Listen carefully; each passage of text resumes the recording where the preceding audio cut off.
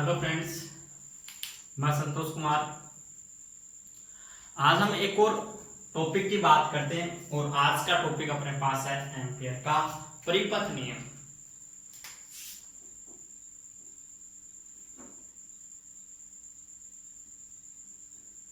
Ampere का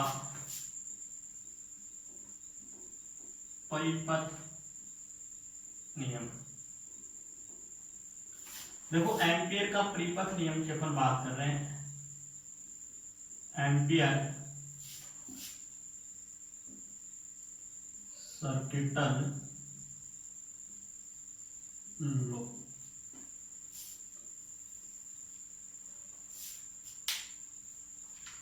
देखो, ampere का परिपथ नियम क्या होता है? निर्वात में स्थित किसी बंद पृष्ठ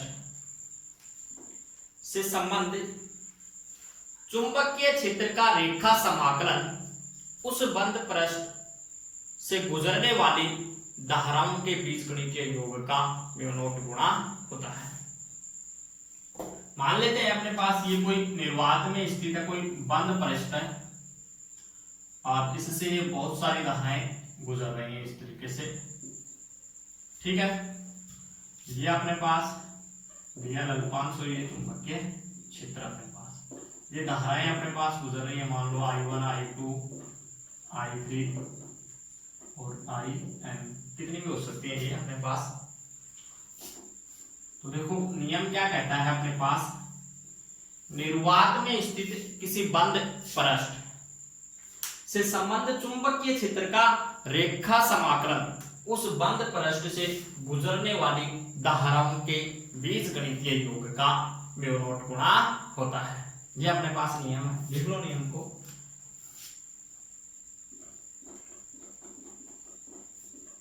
निर्वात में स्थित किसी बंद पृष्ठ, या अपन बोल सकते हैं पृष्ठ की जगह लूप भी बोल सकते हैं, बंद लूप, क्लोज पाथ, बंद लूप से संबंधित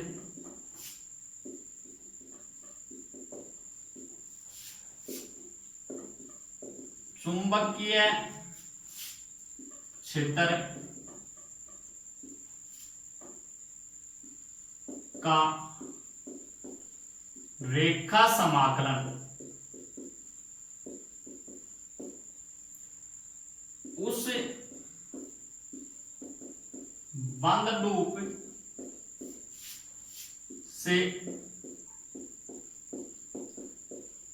गुजरने वाली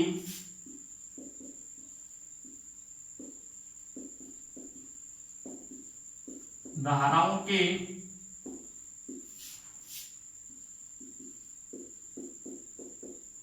बीजगणितीय योग का म्यू नॉट गुणा होता है।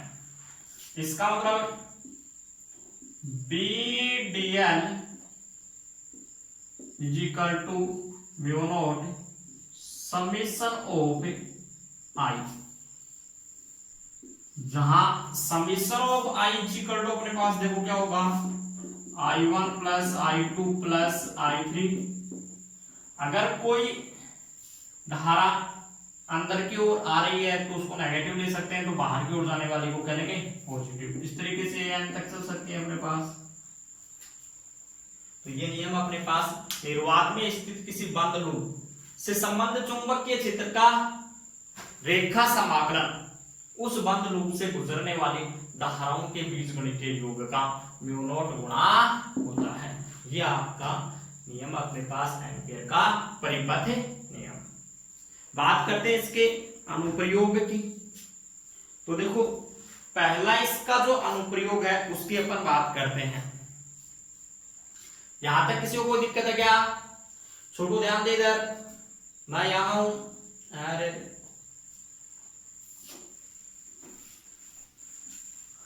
तो अब बात करते हैं अपन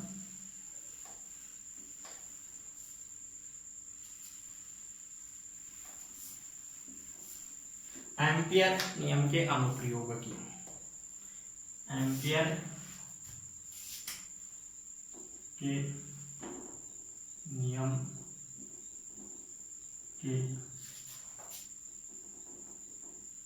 अनुप्रयोग, application of ampere circuital law.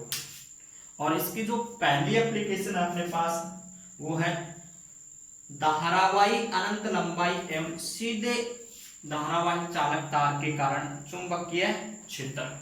ये अपने पास पहली एप्लीकेशन है भाई, इसकी पहली एप्लीकेशन है ये धारावाही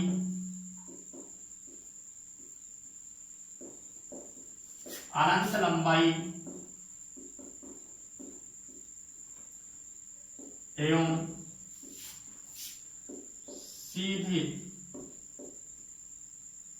चालक धारावाही लिख सकते हैं यहां, धारावाही चालक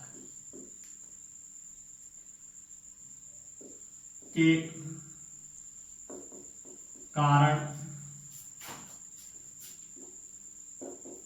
चुंबकीय क्षेत्र। ये अपने पास पहली एप्लीकेशन है। तो देखो ये मान लेते हैं अपने पास कोई अनंत लंबाई का धारावाही चालक तार है जिसका एक भाग अपने पास ले लेते हैं एक्स और वाई। छोटो इधर देख, जिसमें आई मान की धारा एक्स सिरे से वाई सिरे की ओर प्रवाहित है, जिसका मध्य बिंदु पर मान लेते हैं O है और O से स्मॉल r दूरी पर कोई बिंदु P स्थित है जहां चुंबकीय क्षेत्र का मान ज्ञात करना चाहते हैं। इसके लिए अपन क्या करते हैं, देखो r दूरी को त्रिज्या मानकर चालक तार के चारों ओर वृत्ताकार पथ की कल्पना करते हैं। तो इसके चारों ओर देखो इस तरीके से वृत्ताकार पथ बना लेते हैं और बिंदु P पर dl अल्पांश की कल्पना करते हैं। अब देखो अल्पांश dl व db की दिशा को अपन क्या करते हैं, प्रदर्शित करते हैं।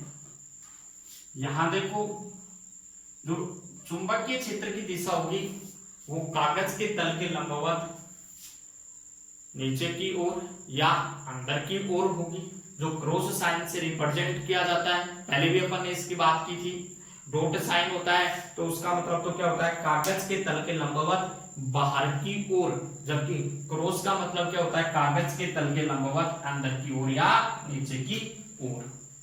ठीक है।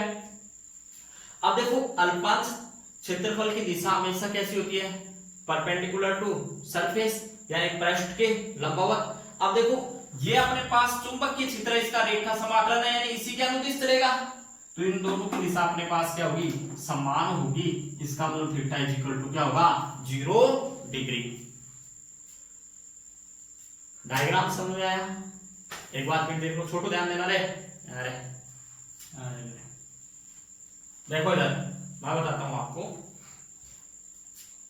ये अपने पास कोई अनंत लंबाई का धारावाही चालक तार है जिसका एक भाग अपन ने ले लिया एक्स और वाई। ठीक है। इसमें देखो एक्स सिरे से वाई सिरे की ओर आई मान की धारा क्या है अपने पास, प्रवाहित है।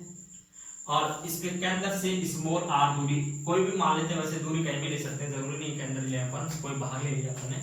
और इससे स्मॉल r दूरी पर अपन ने क्या किया है, बिंदु P लिया, जहां क्या करना अपने को, चुंबकीय क्षेत्र का मान ज्ञात करना है।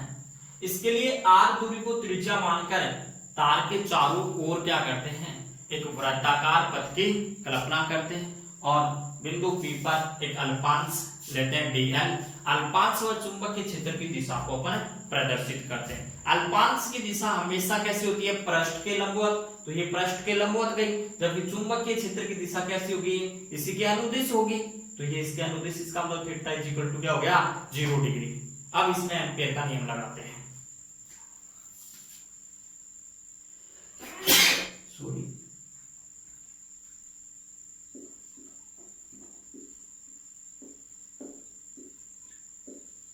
एम्पियर के नियम से। देखो एम्पियर के नियम से कर रहे हैं अपन। एम्पियर का नियम क्या कहता है, B dot dl is equal to mu naught summation of I.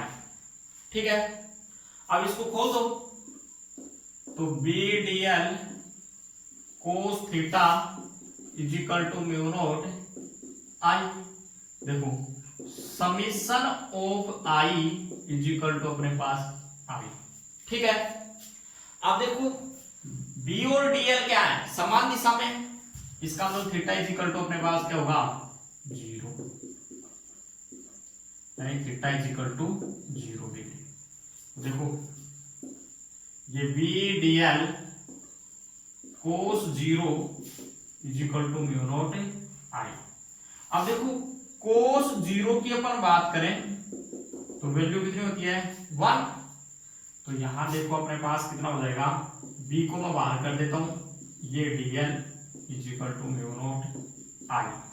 ठीक है, अब देखो डीएल का अपन समाकलन करें तो एल आएगा और एल इसकी वृत्त की परिधि के बराबर, और वृत्त की परिधि कितनी होती है, 2 पाई आर। इसका मतलब डीएल इज इक्वल टू अपन क्या लिख सकते हैं, 2 पाई आर। तो B into 2 pi R mu naught I. ठीक है, अब देखो ये अपने पास dl is equal to 2 pi R, क्यों, क्योंकि क्या है वृत्त की परिधि, वृत्त की परिधि। ठीक है, अब देखो b इज इक्वल टू अपने पास क्या हो जाएगा, mu naught I upon 2 pi R हो जाएगा। b is equal to mu naught I upon 2 pi R. ये अपने पास चुंबकीय क्षेत्र का मान आ गया। इसका मतलब क्या हुआ कि b समानुपाती किसके हुआ, I के, तथा व्युत्क्रमानुपाती किसके हुआ भाई, R के। तो B व्युत्क्रमानुपाती R। अब देखो ग्राफ बनाते हैं इसमें। B देखो छोटू समानुपाती है धारा के और व्युत्क्रमानुपाती है दूरी के। तो देखो ग्राफ कैसा बनेगा, सबसे पहले अपन बात करते हैं B व I के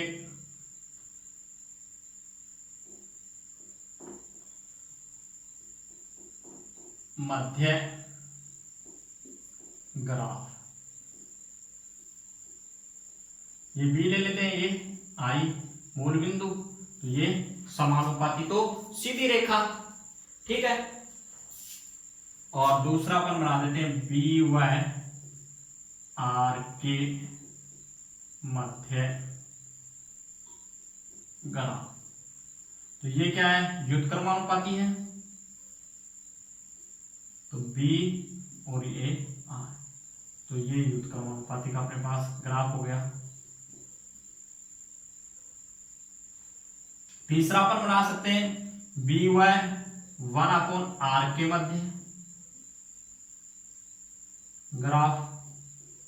तो देखो ये अपने पास कैसा हो जाएगा, B और ये 1/R, उल्टे का उल्टा सुल्टा। तो देखो ये अपने पास मूल बिंदु, तो ये क्या होगी, सीधी रेखा। ये आज का अपना टॉपिक है। किसी को कोई दिक्कत हो तो कमेंट्स करें, प्रॉब्लम सोल्व की जाएगी। अगर आपको टॉपिक समझ में आया हो, अच्छा लगा हो, तो लाइक शेयर एंड सब्सक्राइब जरूर करें। Thank you. कल मिलते हैं एक नए टॉपिक के साथ। बाय।